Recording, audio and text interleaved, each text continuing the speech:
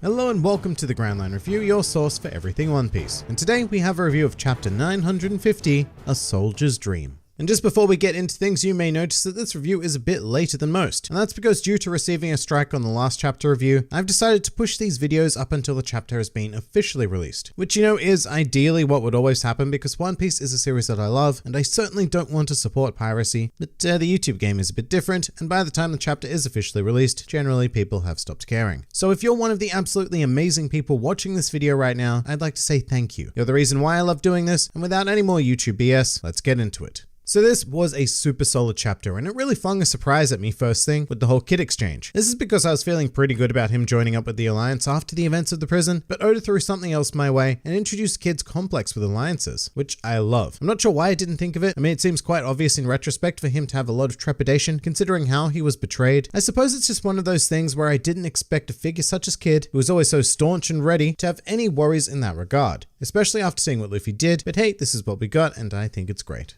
It's a level of emotional complexity added to Kid that I didn't even know I needed, and it gives him a nice arc to go through during Wano, because here's the thing, if he does join up, and yes I say if as opposed to when, that moment will carry so much more weight because of what we've set up here, and possibly be a highlight of the entire arc. Now I'm no longer 100% sure that he will though. I mean, I suspect he'll end up assisting Luffy and the others, but not necessarily intentionally. It might be a situation where it's more that their paths would just cross, and the chaos that each party causes is mutually beneficial. Kind of like when Blackbeard invaded Impel Down. And of course, the more I think about it, the more this has the potential to completely go up in flames. And this is because for the longest time, I've been operating on the potential of the entirety of the worst generation on Wano teaming up and having that be the only way to stop Kaido. But that's going to be difficult enough to do with just Luffy, Zoro, and Law, let alone even posing the idea Kid allying with Hawkins and Apoo again. So that's definitely pushing me into the camp of Kid acting as a third faction in this upcoming shenaniganry. Also, this has nothing to do with the chapter, but this has just made One Piece Stampede really awkward because we know from the trailers that the worst generation do fight together against Douglas Bullet at one point. So it's going to be hard to watch that without thinking of this very moment and then looking at Kid and going, wait, don't you hate a couple of these people? But what I'm also really enjoying this week is the clear respect that Kid has developed for Luffy. I mean, it was really brief, but the two of them had a proper captain's chat, and it intrigues me that Kid went so far as to ask if Luffy was going to fight Kaido again. He's clearly interested in Luffy, he just doesn't want to admit it. And one final thing before we move away from Kid, the artwork of his Devil Fruit abilities in action was stunning as per usual. Kid definitely has one of the most aesthetically intriguing Devil Fruits to watch in action. Like, looking at him building that arm is insanity. Surely Oda curses himself every time he has to embark on drawing such a thing.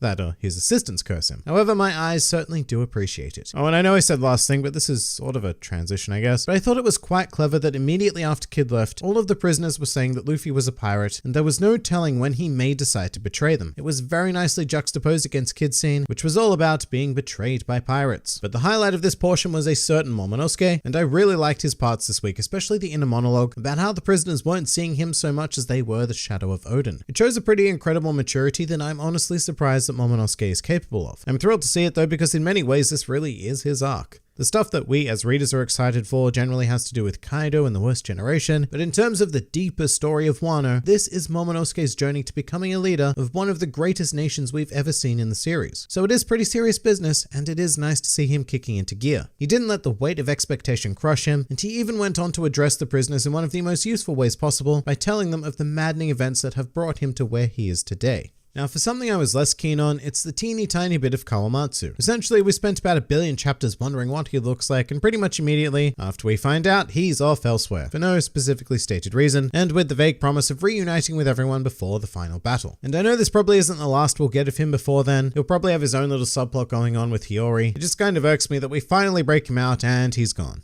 Look, I'll be honest, I just wanted to see more Kappa action, so wherever he's off to, there had better be that. And of course, we catch up with Kinemon, Inuarashi, and Ashura Doji, and for the first time in a long while, I feel like I do actually care about this story thread. Learning about the failed rebellion 10 years ago was pretty heartbreaking, but so understandable. Like, what is everyone supposed to do? There's no guarantee that they'll survive the coming weeks, let alone another decade, so that was a very palpable bit of tragedy in the chapter there. Thankfully, we're not going to be chasing Ashura Doji anymore though, because he and his forces have joined up, which is cool, because this timing correlates with the prisoners joining the Allied forces as well. So this chapter really has made a ton of progress in that regard, and I feel like it was a smart move to have both of these events happen here rather than split it up, because there's only so many times you can muster forces and have it be in any way exciting. So I do like that Oda put both of these moments into a singular experience. What really struck me about this portion though was when Ashura Doji asked why it took 20 years, which is a question I've never pondered before. Because yes, Lady Toki's prophecy did state 20 years, but I've not to this point questioned how she came up with or even structured that number. First of all though, I think the answer is pretty obvious. It took 20 years because that's how long they needed to wait for Luffy and the other West Generation members to come along with the proper circumstances to bring down Kaido. What we then need to ask is how Toki knew that, because while it would have been perfectly possible for her to travel into the future and see this occurring, according to what we know of the Toki Toki no Mi, it would not have allowed her to come back to the past and deliver the prophecy. So there's definitely something very interesting happening here.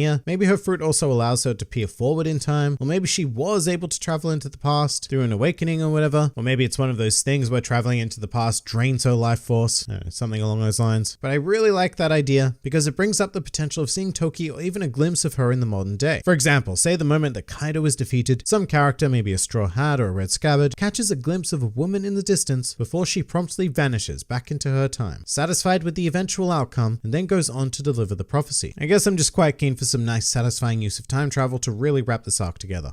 But with all of that, this chapter isn't even over because we also have some Zoro and a bit of lore. Starting with Zoro though, he's still on the hunt to get his sword back, and I don't think that he necessarily will. This just seems like too amazing of an opportunity to get a hold of the second Kitetsu blade and start wielding them as a set. However, even more intriguing than that is that Zoro showed a rare burst of emotion here, and when I say burst, I guess I mean something closer to a calm declaration. But even then, it's odd for Zoro to go out of his way to say that he will avenge someone. Now, I don't know if that sets up a potential Zoro versus Orochi situation. I kind of hope not, because I'd really love for Zoro to have a proper opponent on Wano, but yeah, our swordsman has some work to be done, which is also rare for him, because usually Zoro is the Straw Hat who's just kind of there and ready to fight when necessary. So it looks like Wano is really being used as a chance to have him stand out a bit more. And ending the chapter, we have the incredibly menacing Trafalgar Law. I don't know why he looks so confident, because not a single thing has gone his way for the entire time that we've been on Wano, but I can't deny that he looks amazing, and it was a great way to end the chapter. Then again, thinking about it, Law is also a D, something I often forget, because he just seems far too reasonable, but the Ds are well known for smiling in terrible, terrible situations. There was also a weird bit of dialogue though before we see Law, with Hawkins commenting that Drake is acting strange. So it's entirely possible that Drake and Law have formed some sort of agreement, but Drake is another weird one though, because he joined Kaido on purpose and has done some pretty awful things since being associated with the Beast Pirates. So unless he has some sort of incredible Capone Gang beige style of plan, it's much harder to see him just up and joining the alliance, as opposed to Hawkins or Apu, who were assumedly given very little choice in the matter. And you know what, just going back to the Worst Generation discussion I did at the beginning, I've just had a thought, and that is, why do any of them need to join the alliance? I think I'm pretty crazily guilty of assuming that the only way out of Wano is to unite the Worst Generation, so much so that I've not really given any serious thoughts to an alternative. But One Piece has gone on for a fair while now, and Wano isn't ending anytime soon, so maybe this is actually the appropriate place to start taking out some of the Worst Generation. Or maybe not taking them out in terms of the greater story, but legitimately defeating them and rendering them irrelevant to any kind of future conflict against the Straw Hats. And yeah, I don't know, the more I think about it, the more I feel like I'd be okay with Hawkins, Apu, and Drake going balls to the wall and siding with Kaido, and helping to make Wano the most spectacular conflict this series has ever seen by providing that firepower to the antagonists. And you know, just to cap things off, I do need to mention the cover page, because it does feature Capone Gang beige, and that makes him the 9th member of the Worst Generation to appear in this singular chapter, which is crazy. I can't remember the last time we had membership of this scale represented in a chapter, and it really is a shame that we couldn't squeeze a Rouge, Bonnie, and Blackbeard into it for a full complement. But as for the Fire Tank Pirates, as I suspected, it looks like we'll be using their cover story as a hunt for Lola, and I really enjoy that it looks like Chiffon is the one taking charge in her very captainly pose, while Spage is just taking care of Pez in the background. The expression on his face is pretty priceless as well, so this cover story should be good fun.